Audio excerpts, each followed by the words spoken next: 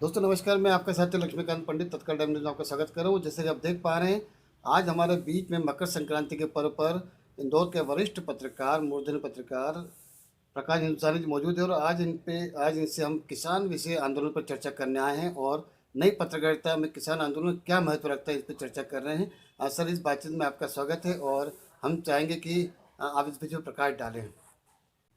धन्यवाद लक्ष्मीकांत जी पंडित, आपने मुझे याद किया। और मूल बात यह है कि मकर संक्रांति के दिन सभी दर्शकों को, श्रोताओं को मेरी शुभकामनाएं। और आप सबके लिए नववर्ष मंगलमय हो, ये मेरी शुभकामनाएं।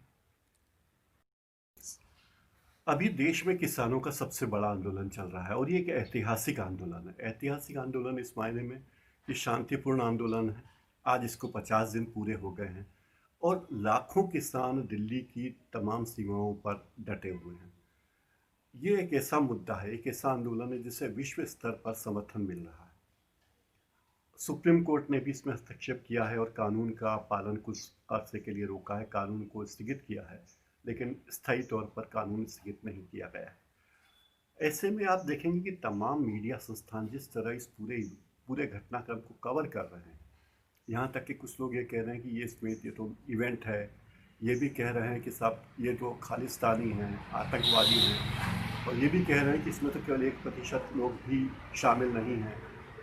तो सवाल ये कि जब भारत की आज़ादी की लड़ाई चल रही थी, तब भारत की आबादी 30 करोड़ थी। तो 30 करोड़ में से कितने करोड़ लोग आंदोलन में शामिल थे? कोई कह रहा है कि साहब जो लोग किसान नहीं वो भी इस आंदोलन को समर्थन दे रहे हैं।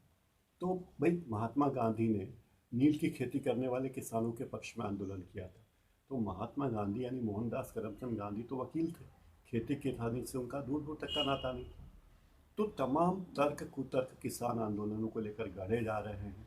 लोग ये अपेक्षा करते हैं कि भारत में किसानों को नंगा भूखा ही रहना चाहिए, उन्हें गंदी धोती पहननी चाहिए और प्याज और रोटी खानी चाहिए। उन्हें ये बात पता नहीं कि आज़ादी के इतने साल बाद देश ने काफ़ी तरक्की की है।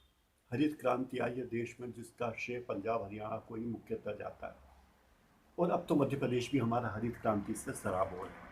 तो जो बदलाव आए हैं, उस बदलाव को सोचने समझने की ज़रूरत है। आश्चर्य की बात है कि हमारे जो बड़े बड़े मीडिया संस्थान हैं, चाहे प्रिंट के हों चाहे टेलीविज़न संस्थान हो, वे इस पूरे मामले को जिस तरह कवर कर रहे हैं, वो बड़ा ही शर्मनाक है। शर्मनाक इस तरह है कि एक इतने बड़े इवेंट को, जिसमें लाखों लोग शामिल हैं, अहिंसक आंदोलन कर रहे हैं, उसकी तरफ ध्यान दिए बिना ही तमाम आरोप प्रत्यारोप लग रहे हैं। और ऐसे में मुझे लगता है कि देश के जो मीडिया संस्थान है, मीडिया शिक्षण संस्थानों को चाहिए कि वे अपने विद्यार्थियों को इस इवेंट को में भेजें।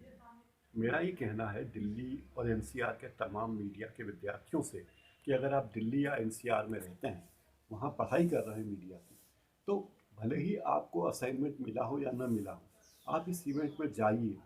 देखिए कि 1 डिग्री में, कोहरे में, ठंड में, ठंडी ठंडी हवा चल रही है, और इस सब में वे किसान किस तरह संघर्ष कर रहे हैं, जो अपने घरों से दूर है, जहाँ 97 साल के जवान भी हैं और 7 साल 10 साल के बच्चे भी हैं।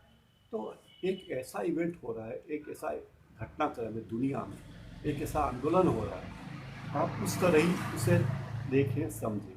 हो सकता है आप इससे सहमत हो या असहमत हो, आप इस पूरे आंदोलन से सहमत हो सकते हैं, असहमत हो सकते हैं, विरोध में भी हो सकते हैं, लेकिन आप इसे नज़रअंदाज नहीं कर सकते।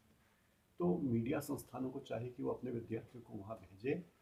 ये उनकी ठाती होगी, उनके इतिहास में दर्ज होगा। जब भविष्य में वे विद्यार्थी बड़े पत्रकार बनेंगे तो उन्हें याद रहेगा कि देश में एक ऐसा आंदोलन हुआ था और वे उसके साक्षी बने थे। तो उन्हें साक्षी होना चाहिए। अब भले ही लोग इस आंदोलन को इवेंट कहें, भले ही प्रायोजित कहें, कुछ भी कहें, लेकिन एक बड़ा आंदोलन तो ये है ही।